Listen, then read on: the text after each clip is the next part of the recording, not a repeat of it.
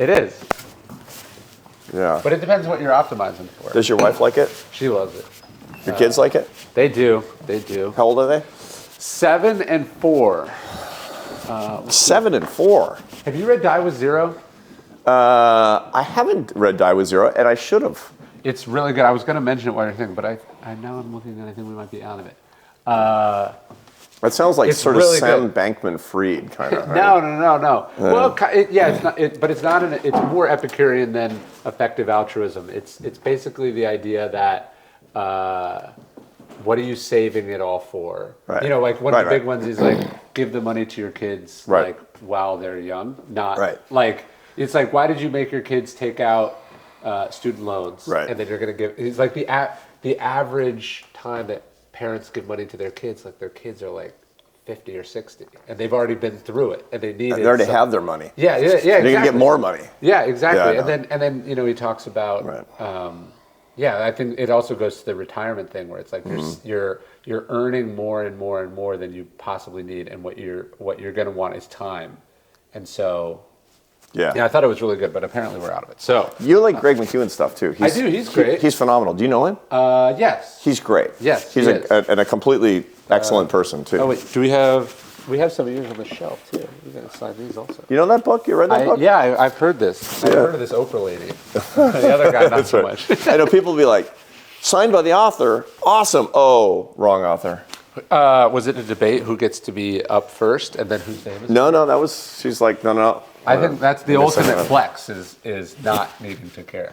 She's the ultimate flex. And so the ultimate flex was basically this. So the publisher's like, who's going to blurb the book? Because it's the blurbs, right? Sure. And I said, I texted Oprah and I said, who's going to blurb the book? She's like, Oprah. I am. My name's on the cover. We don't need anything more. I've been anointing the biggest books of the last 20 years. We don't need anyone else to say this is good. You know, the thing that's pretty interesting, though, that I learned from that is that, you know, you in your world and mine, we get to meet a lot of people who are in public life. Yeah. Thank you. She's the only person in really public life like that who's exactly the same in private life. Interesting. She's an emotional savant. Yeah. And Interesting. It's the most amazing thing. She's completely humble and super nice and totally normal. It's funny, when my wife met her, and my wife told her, I learned English by watching your show. And she was authentically touched. That's amazing. I have. Oh yeah. Thank you for this. This is great. Here's Pieper's Four Virtues. Yep, love also it. incredible. Love it. Have you read his book on leisure? Yeah, Leisure, that's the basis of idleness culture. one. That's huge. I haven't mastered leisure as my basis of culture. No, definitely I'm having not. a little trouble with that. He wrote too many books for us to say he truly did. This is an interesting translation. It's controversial. I wouldn't say I'm an atheist, but I'm more in the agnostic camp. What I liked about it is, as someone who likes someone who likes the classics, is the decision to treat the Bible as a work of that period. Yeah. And then to read it to translate it just as you would translate Seneca or Marcus Aurelius. And so it really allowed me to get into it and appreciate it both spiritually, but also just appreciate it as a work of literature. Yeah. Which, if you are skeptical or an atheist, is a way in. Well, the most amazing thing is that it's literally the most impactful book in the history of humanity, and nobody's read it. Yes. Well, it's very hard to read. It's completely crazy that not every college student has to read it. Yeah, of course. I mean, we're reading all kinds of marginal stuff, and they're not reading. I mean, regardless of your religious views. Also, the decision to publish it as a book, like how all that's helpful. Like you can't. Who reads multiple columns on the same page? These thin pages that you can't see through. Like, just the decision to treat it as a book was super helpful. Yeah, I agree. I agree completely, and it's a way into understanding our culture as much as anything else. Yeah. Have you read A Calendar of Wisdom? So Tolstoy, obviously a fan of the Stoics, he was like you. He loved everyone and everything that had some spiritual truth to it. Yeah. So he writes this book. It's a daily book. Is it aphorisms? No, it's aphorisms, quotes. Some of it's him. A lot of it's quotes that he collected. And he wrote this towards the end of his life. And then it was suppressed by the Soviets. And so they only found it in the 80s. But to me, it's I think it's his best work, and then I think it's his most accessible. Oh, wonderful. It's so good. It's so good. Oh, that's great. We can't like keep it in stock. That's how good it is. No kidding. Yeah, because Maybe people make pilgrimages to the store? yeah, they do. I have pilgrimage is a strong word, but people do come, and Yeah.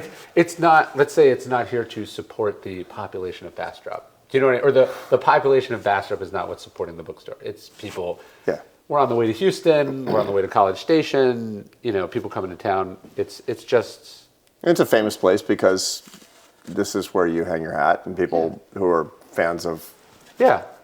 you and Stoicism. Yeah, but it's been cool. But yeah, that I love every. I mean, this is the These most. are just it's so the idea is it's just my favorite books. Yeah, I not get it. All books. Oh, you got Peter's book. That's great. Yeah, he's awesome. He's totally awesome. He's your neighbor practically. Yeah, he lives near Yeah. Joe. Yeah. No, he's great. Yeah, I know that. Have you read How to Be Perfect by Michael Schur?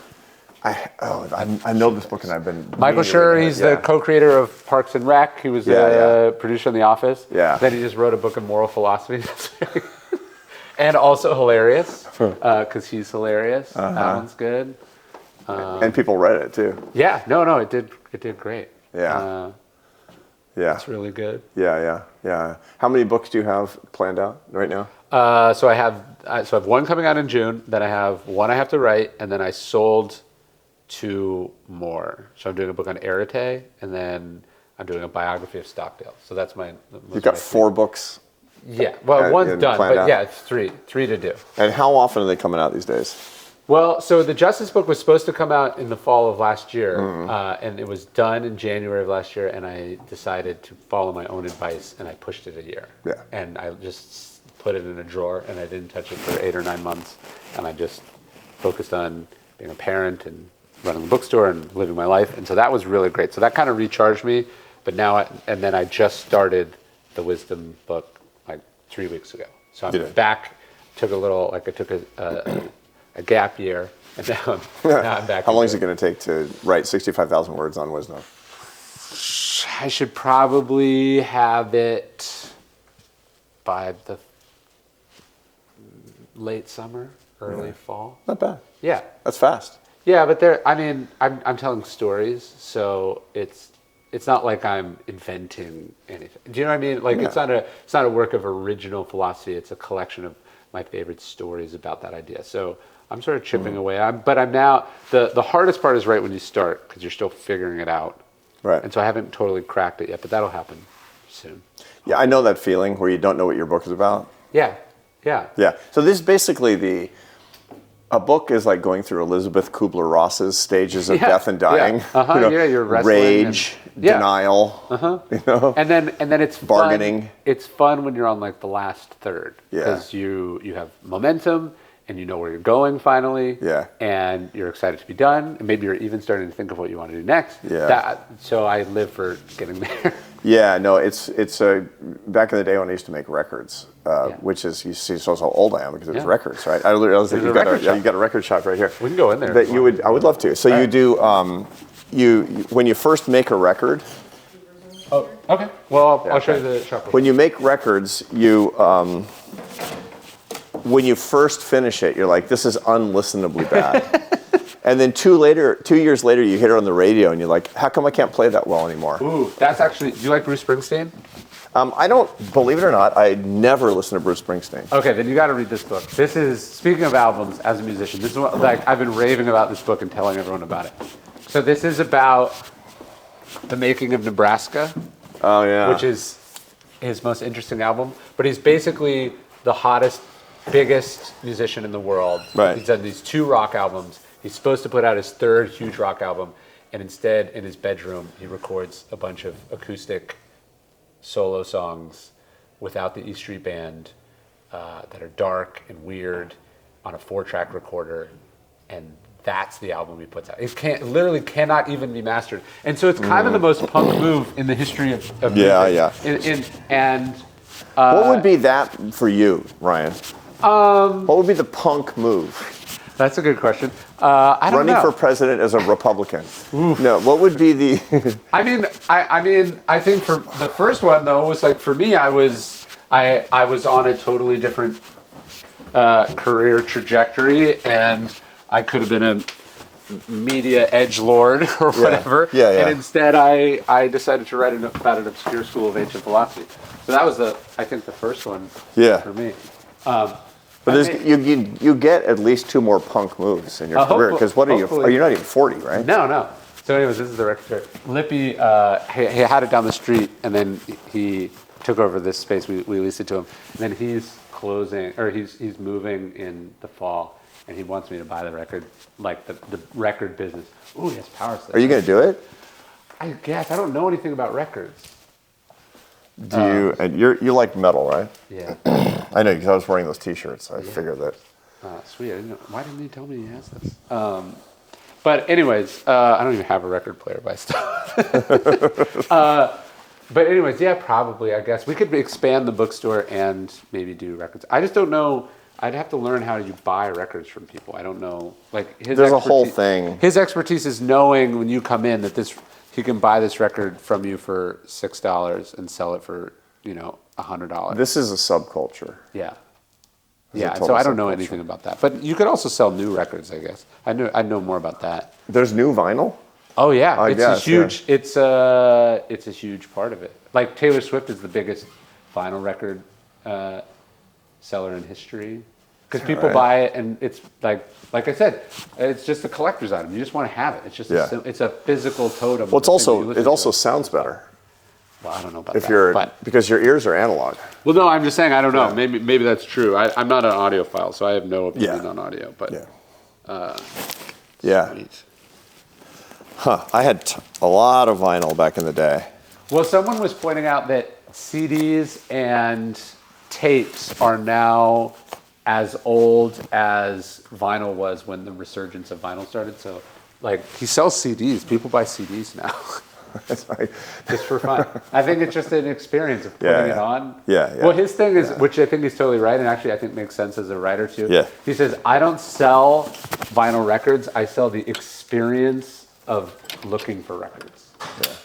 Like that, which I was like, oh yeah, that's really smart. Yeah, that is smart. I mean, that's a bookstore is an experience. That's true, right? You could. Here's Dollar Zero. Here.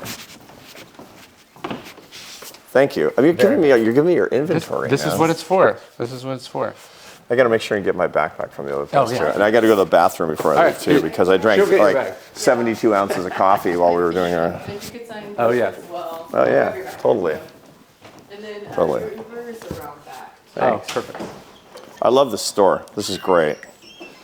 This is genius. It's been cool. But yeah, right. Like no one who wants a specific book comes here. You come here because you want to look. Yeah, or you just want something to do on a Saturday. Yeah. Yeah. That doesn't feel like.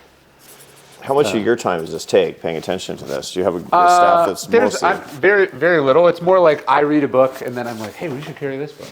It's more like that. That's my main involvement. Do you read a book a week or something like that? Something like that. I do. It should be more, but it's been a little slow lately. I've found my reading habits have changed a lot because I'm just reading. I'm grazing for my column all the time. A column. Yeah. Have you ever thought about doing a column?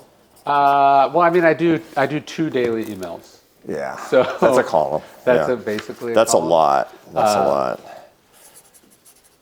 But always just reading. The problem is that you don't go profound very much when you're. It can kind of take the fun out of it in that you're a little mercenary or. Yeah, or you're looking for content. Yes. Yeah. So you find yourself skimming and not reading, and I do sometimes wonder what am I missing that a more open me or a less intentional me would experience? Thinking, how can I use that? How can I use that? Yeah. How can I use that? And that's a little bit, that's not, Totally.